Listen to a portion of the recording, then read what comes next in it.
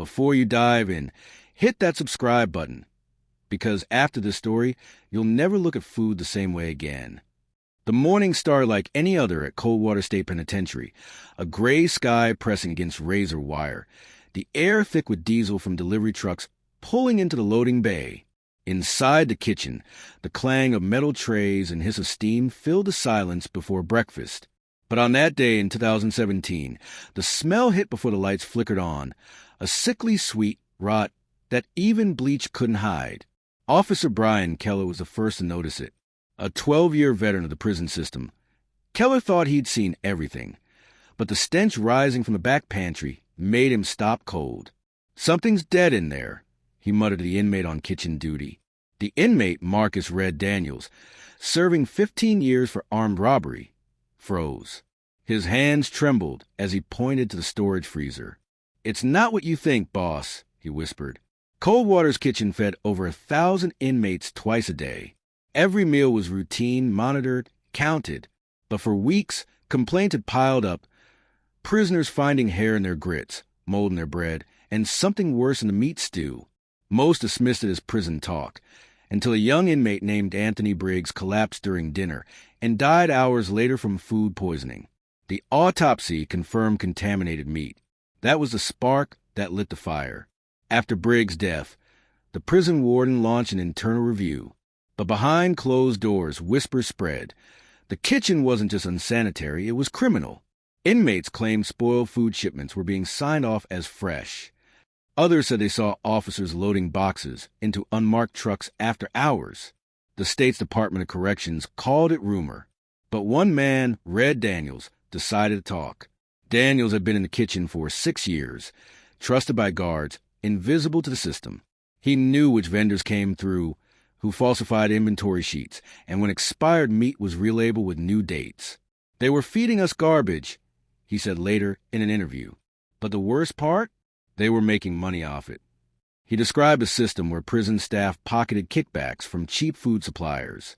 "We'd get meat that was gray before we even cooked it, bread with holes chewed by rats. We'd scrape mold off cheese blocks with knives."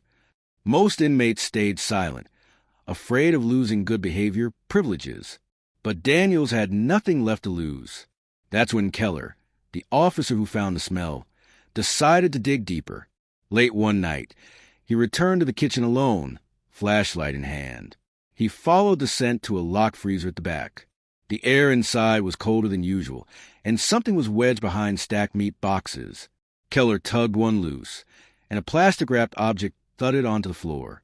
When he tore the plastic open, it wasn't rotten meat.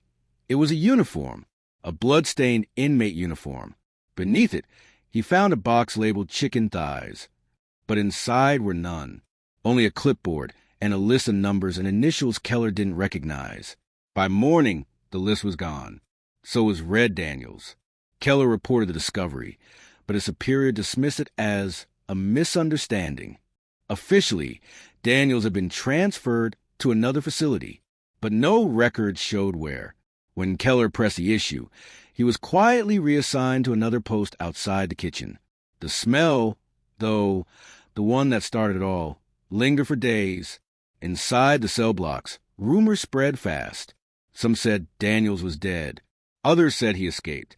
But one inmate swore he saw him that night, whispering to the slot of cell block C, handing off something small and folded, before disappearing into the dark corridor behind the kitchen. The next morning, that inmate was found unconscious in his cell. As paramedics carried him out, Keller stood by the hallway, watching the gurney roll past. The inmate's hand was clenched tight around something. When they pried it open, a small slip of paper fell out, smudged, soaked in sweat. On it were 3 words, written in shaky handwriting. "Check the freezer." The message, "Check the freezer," burned in Keller's mind like a brand. He couldn't sleep that night. Every time he closed his eyes, he saw the inmate's lifeless hand, the crumpled note, and the faint, rotten smell that had haunted him for weeks. Officially, the prison classified the incident as an inmate medical emergency. Unofficially, no one wanted to talk about it. By morning, Keller made his decision. He wasn't going to let it go. Not after Red Daniels vanished. Not after the blood-stained uniform. The kitchen had been sealed off temporarily for inspection, but Keller knew how to get in. He'd worked there long enough to know the old maintenance route, a narrow tunnel connecting the boiler room to the back of the kitchen, once used for old plumbing repairs. That night, he grabbed his flashlight and slipped through the corridor, the hum of generators echoing like distant thunder. When he entered the kitchen, it was silent. The rows of steel counters gleamed under the dim light. Every surface looked spotless, too spotless. It was as if someone had scrubbed away every trace of the chaos that once ruled this place. Keller approached the freezer. His fingers brushed the icy metal handle. He hesitated. Then he remembered Red's words. They were making money off it. The door groaned open. Frost hit his face. Thick and cold. He aimed his flashlight and froze. The shelves were stacked with boxes, but none labeled as food. They read, "Supply chain, admin use only." He cut one open. Inside were vacuum-sealed bags, but not of meat, of cash. Bundles of it. Hundreds of bills wrapped in clear plastic, hidden inside what looked like frozen food deliveries. Keller stumbled back, the realization hitting him like a punch. The prison kitchen wasn't just feeding inmates. It was laundering money. Suddenly, the lights flickered. A noise came from the hall. Footsteps. Keller quickly shut the freezer and ducked behind a metal rack. Through the narrow space, he saw two figures walk in, one in a correctional uniform, the other in a dark suit. He recognized the officer immediately.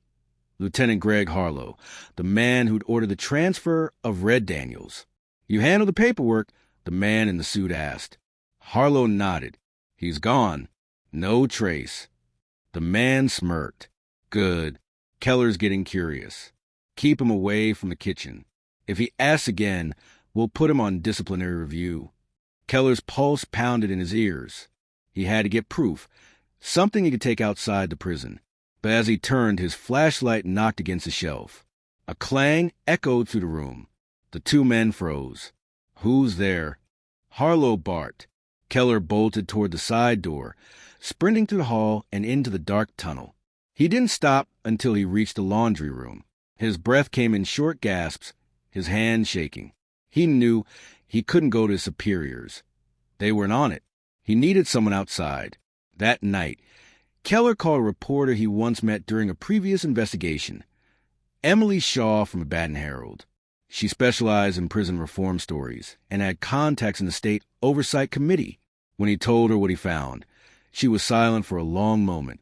Then she said, "Meet me tomorrow, but not at the prison. Somewhere safe." They agreed to meet at a diner off Route 12, an old truck stop 2 towns over. Keller hid the slip of paper and a small flash drive with photos of the cash inside a hollowed-out Bible, one thing the guards never checked. But he didn't make it to the meeting. At 6:30 a.m., Emily waited in the corner booth, coffee untouched. She watched as trucks rumbled past the diner windows, glancing at the door every few seconds. Keller never showed. At 8:15, she received a call from an unknown number. A calm voice said, "Your friend won't be coming. Don't ask questions." The line went dead. Hours later, the warden held a press conference. "Officer Brian Keller was found deceased in his vehicle this morning," he said. "Preliminary reports suggest suicide."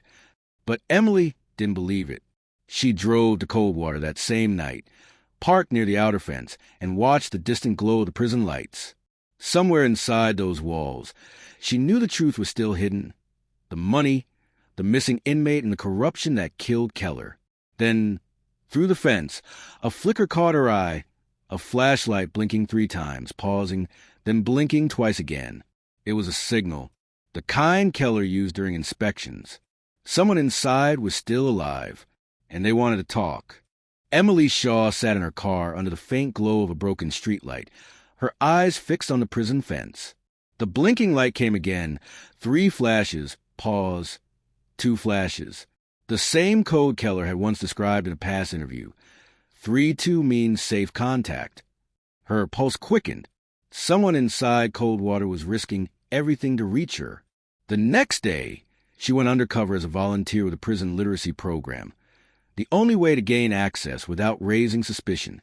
Dressed in plain clothes, she entered through the east gate, her press credentials locked in her trunk miles away. Inside, the walls seemed to breathe, the hum of fluorescent lights, the echo of distant footsteps. Everything carried the weight of secrets. As Emily made her way toward the education block, a janitor pushing a mop bucket passed her and whispered, "Kitchen, 8 p.m." Then he was gone. At 8 sharp, she slipped into the service corridor near the kitchen, the same one Keller had used. The air smelled faintly of bleach and decay. Her heart pounded as she crept past a flickering light. A voice emerged from the shadows. "You must be Shaw." It was Marcus Red Daniels, alive, but barely. His face was thinner, his eyes darting like a hunted man's. "They think I'm dead," he whispered, "but I've been hiding down here for weeks. Keller tried to help me." Emily froze. "They said They killed him," Red interrupted, voice trembling. "And they'll kill anyone who talks. But you need to see this." He led her deeper into the kitchen, to the same freezer Keller had discovered. Inside, the boxes were still there, labeled supply chain, admin use only. Red pried one open, revealing more than just cash this time. Stacks of falsified invoices, transfer orders, and signed approvals. Proof of $1 million racket. "They used us," Red said. "We'd repackage expired food, relabel it, and they'd sell it to other prisons, schools, anywhere they could make a profit. The guards and suppliers split the money. Keller found out, so they shut him up." Emily's recorder blinked red as she captured every word. But before she could ask more, a sudden noise echoed from the hallway. Boots against tile. Red tensed. "They know." The lights went out. Darkness swallowed them. Emily felt Red grab her wrist. "This way," he hissed. They bolted to the storage area, weaving between shelves until they reached a narrow maintenance hatch. Red pushed her inside. "Go," he urged. "Get it out there. Tell them." "What about you?" she whispered. He gave a grim smile. "Someone has to stay behind to keep them busy." The hatch slammed shut behind her. Emily crawled to the tunnel until she emerged outside, her clothes streaked with grime. Behind her, alarms blared through the night. 2 hours later, she sent the audio recordings and photos to her editor at the Baton Herald. By dawn, the story broke. Whistleblower exposes massive corruption inside Coldwater State Penitentiary. The report sparked outrage. The state launched an investigation. Several high-ranking officials, including Lieutenant Greg Harlow, were arrested for fraud, obstruction, and conspiracy. But Red Daniels was never found. 3 weeks later, Emily received an unmarked envelope at her office. Inside was a prison food tray, standard issue. On it sat a single slice of cornbread and a folded note. In faint, uneven handwriting, it read, "He didn't die for nothing." Attached was a photo, grainy, from a CCTV camera. It showed Keller in the kitchen, staring directly at the lens, his hand holding up 3 fingers, then 2. Emily realized the truth. Keller had known he wouldn't survive, but he made sure someone else could finish what he started. His final act wasn't just uncovering the crime. It was ensuring the world would see it. Weeks later, Coldwater's kitchen was permanently shut down. The Department of Corrections issued a public statement promising sweeping reform. But inside the prison, the whispers never stopped. Some inmates claimed they still saw a light flickering from the old kitchen freezer at night. 3 flashes, pause, 2 flashes. Emily stood outside the gates one last time, staring at the distant glow.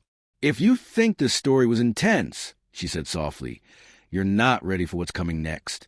Hit subscribe, because this isn't over." As she turned to leave, thunder rolled across the gray sky, echoing like a closing cell door.